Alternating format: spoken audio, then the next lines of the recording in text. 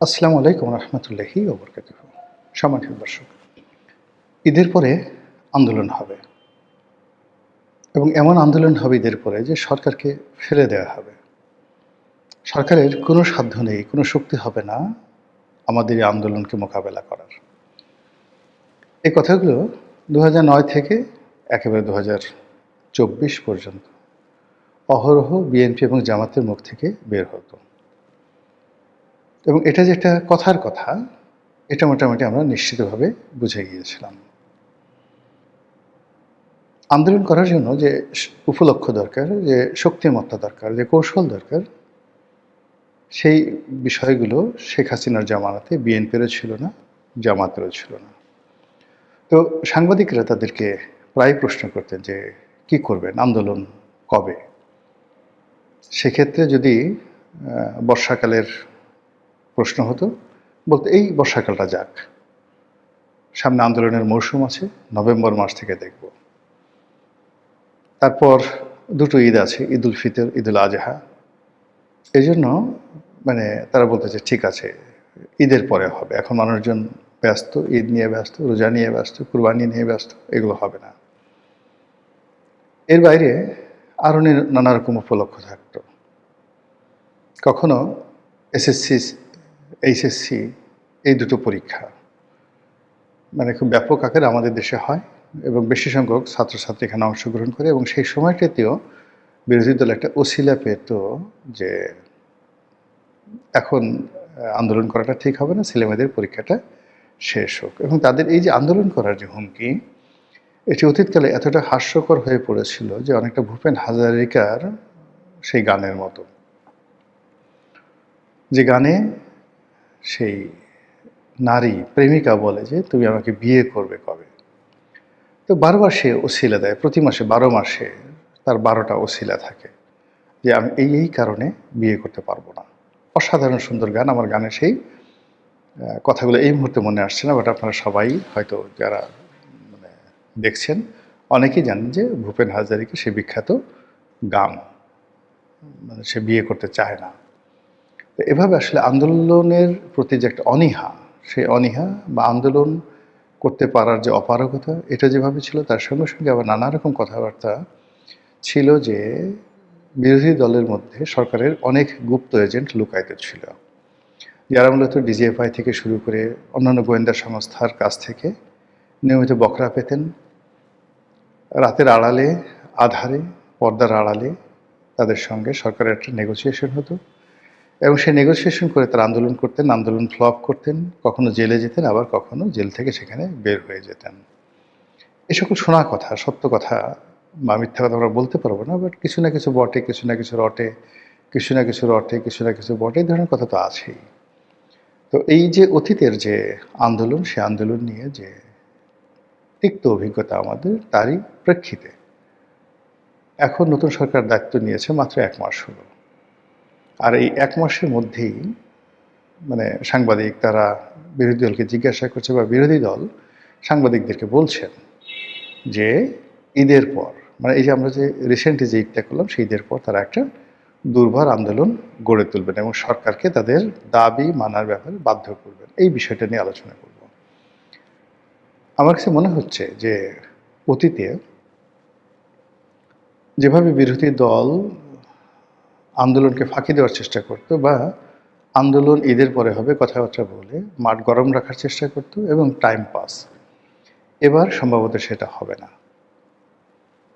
প্রথম কারণটা হলো যে সংসদের প্রধান বিরোধী দল জামাত এবং তাদের সিট সংখ্যা কিন্তু কম নয়, 78, এবং এনসিপির সদস্যদের যদি যোগ করা হয় সেটা আরও অনেক বেশি।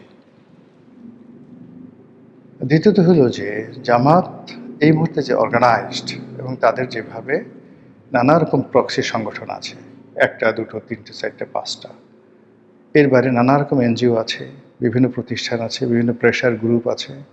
প্রেশার গ্রুপ মব করার গ্রুপ যেভাবে আছে, তার সঙ্গে সঙ্গে পত্রপত্রিকায় লেখালেখি করে, সামাজিক মাধ্যমে ঝড় তুলে, বিভিন্ন কন্টেন্ট তৈরি করে, তাদের পক্ষে ন্যারেটিভ তৈরি করে এবং সরকারের বিরুদ্ধে ন্যারেটিভ তৈরি করে সরকারকে উত্তেজিত করে দেওয়ার জন্য জামাতের যে ইনস্টিটিউশনগুলো রয়েছে, জামাতের যে ইনস্ট্রুমেন্টগুলো রয়েছে, তাদের যে স্ট্রাকচারগুলো রয়েছে এটা বাংলাদেশে অন্য কারোর নেই। আপনারা জানেন যে শেষের দিকে শেখ হাসিনা, ওবায়দুল কাদের, আওয়ামী লীগ এবং আওয়ামী লীগের অন্তত ১ ডজন নেতা তাদের জীবন তছনছ করা হয়ে গিয়েছিল এবং তারা সবাই ধৈর্য হারিয়ে ফেলেছিলেন সেই জামাতি প্রচার এবং প্রোপাগান্ডার কারণে। পত্রপত্রিকায় যখন নেতিবাচক কথা আসে, সাইবার বুলিং হয়, যার বিরুদ্ধে হয় কেবলমাত্র ভুক্তভোগীরাই বুঝতে পারেন যে এটার বেদনা কতটুকু। আমি সংসদ সদস্য হয়েছি ২০০৮ সালে। এর পর থেকেই দেশের একেবারে শীর্ষস্থানীয় সমস্ত পত্রপত্রিকাগুলো অনেকটা সিন্ডিকেট করে আমার বিরুদ্ধে একের পর এক অপপ্রচার। এখন সেই অপপ্রচারটা এত বেশি ছিল, সেই তুলনায় এখন এখন ডক্টর শফিকুর রহমান কিংবা মির্জা আব্বাস ওনাদের বিরুদ্ধে যে সকল বুলিং হচ্ছে, ২০০৯ থেকে ১৩-১৪ সন পর্যন্ত আমার বিরুদ্ধে দেশের একেবারে সবগুলো পত্রিকায়, এমন কোনো পত্রিকা নেই যে একটিবারের জন্য হলেও আমার বিরুদ্ধে নিউজ ছাপায়নি। এবং যেন তেন রিপোর্ট নয়, একবার শেখ হাসিনাকে উত্তেজিত করে দিচ্ছে, সবার উপরে এমপি রনি, পটুয়াখালীর ভাইয়া, প্রধানমন্ত্রীর কোনো চেইন অফ কমান্ড নেই, রনির ভাইয়া বাহিনী, আজ রনির ভাইয়া বাহিনী এমপিকে অমুকে মারছে, অমুকের মন্ত্রীকে মারছে, অমুকের মন্ত্রীকে গেট ভেঙেছে, এরকম এভরিডে। আমার ছেলেমেয়ে তখন স্কুলে যেতে পারতো না এবং বলতো যে বাবা আমাদের সবাইকে গুন্ডার ছেলে বলে। এবং আমি এই বিষয়গুলো নিয়ে পত্রপত্রিকা তখন পড়া বন্ধ করে দিলাম। টেলিভিশনের এই যে এখনকার যেভাবে ইন্টারনেটের যে বুলিংগুলো হচ্ছে, এটা তখনও ২০০৯-১০ সালে এভাবে হয়নি। পত্রপত্রিকাগুলোই ছিল তখন মেইন। এমনকি টেলিভিশনের বদমাইশিও তখন শুরু হয়নি ২০০৯-১০ সালে।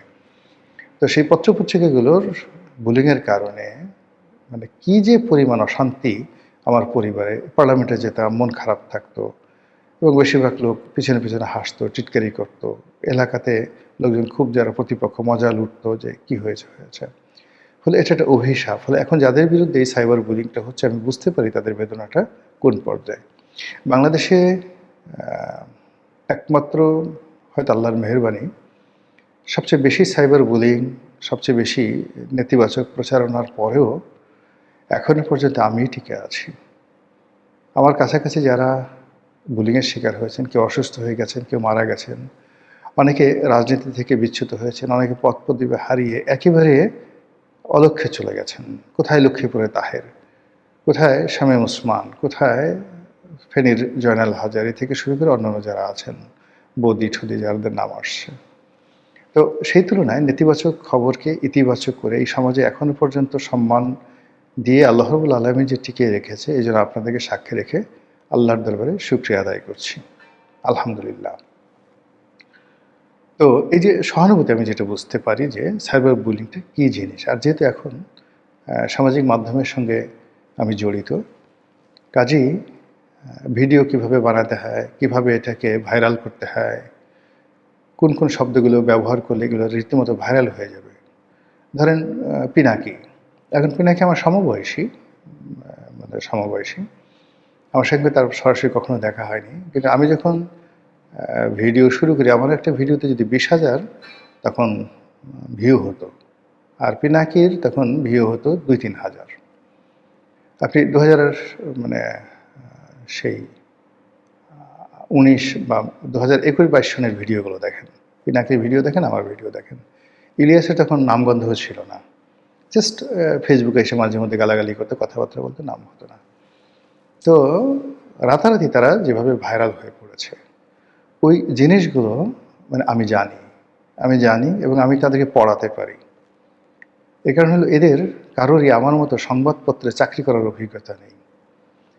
১৯৮৬ সনে আমি প্রথম শ্রেণীর জাতীয় দৈনিকে আমার কর্মজীবন শুরু, এবং এখন পর্যন্ত সংবাদপত্রের সাথে, মূলধারা গণমাধ্যমের সাথে এখনও জড়িত। মোর দ্যান 40 ইয়ার্স লিখে যাচ্ছি।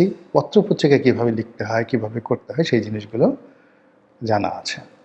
তো যারা ইউটিউবিং করেন সেই বা এই মুহূর্তে যারা কন্টেন্ট ক্রিয়েট করেন এবং যারা খুব ভাইরাল হয়ে পড়েন খুব অল্প সময়ের মধ্যে, একটা ভিডিও মিলিয়ন ভাইরাল হয়, তো এই জিনিসগুলো আমিও পারি, কিন্তু ওটা রুচিতে আসে না, ওটা আমার পক্ষে সম্ভব না।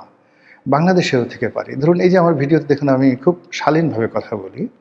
কিন্তু মাঝে মধ্যে ধরুন টেলিভিশনে যখন বিভিন্ন কথাবার্তা বলি, ২ মিনিটের, ৩ মিনিটের, ৫ মিনিটের যে ক্লিপগুলো, একটা ক্লিপ সেই ২০ মিলিয়ন, ৩০ মিলিয়ন অর্থাৎ ৩ কোটি, ৪ কোটি পর্যন্ত ভিউ হয়ে যায়। এবং এই কাজগুলো আমি করছি সেই দীর্ঘদিন ধরে।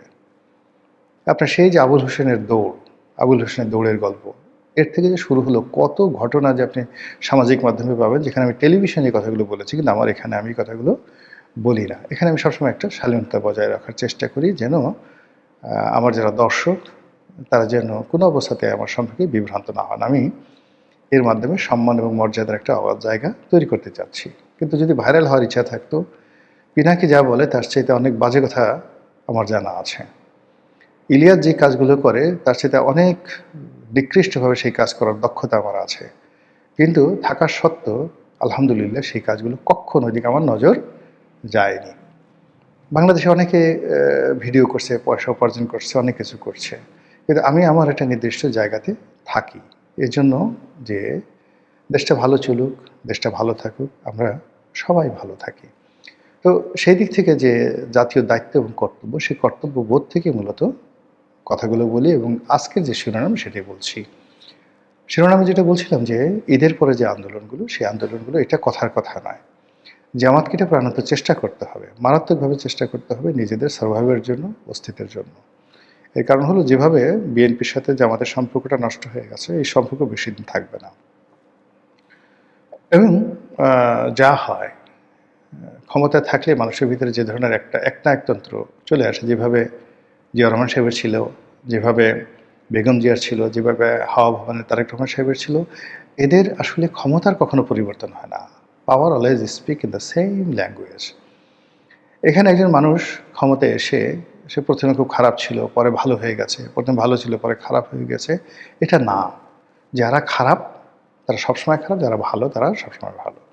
বলে এই যে বিএনপির একটা শাসন ক্ষমতা, এই শাসন ক্ষমতাটা বিএনপি তো এবার প্রথম ক্ষমতায় নয়। অতীতের যে কর্মকাণ্ডগুলো আছে সেগুলোর চাইতে 10%, 20% বা বড় জোর 25% প্লাস ম্যানেজ হবে। ভালো করলে অতীত চেয়ে 25% ভালো করবে, মন্দ করলে 25% মন্দ করবে, নট মোর দ্যান দ্যাট। সবার একটা সার্কেল আছে। তো সেই দিক থেকে বিএনপি কী আচরণ করবে সেটা বোঝার জন্য আপনাকে 2001 সনে যেতে হবে, 1991-তে যেতে হবে। এর সাথে সঙ্গে তারা কী করেছে, আর 2001 সনে তারা শেখ হাসিনার সঙ্গে আওয়ামী লীগের সঙ্গে কী করেছে।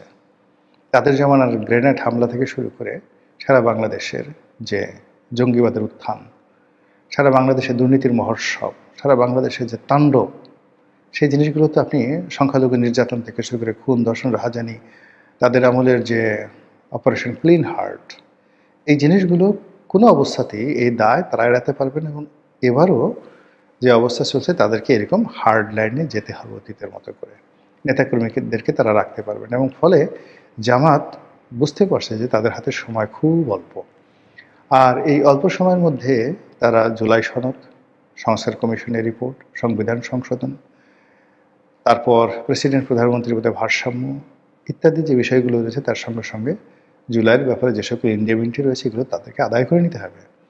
এবং সে আদায় যদি তারা সেটা না করতে পারে, তাহলে এই গত 17 মাসে ডক্টর মোহাম্মদ ইউনূসের শাসন আর 2024 সালের জুন জুলাই মাসে জামাত এবং এনসিপির যে কর্মকাণ্ড, এই সবগুলোই তাদের জন্য গলার কাটা হয়ে দেওয়া দিবে এবং ফাঁসির রশ্মি হিসেবে তাদের সামনে ঝুলতে থাকবে।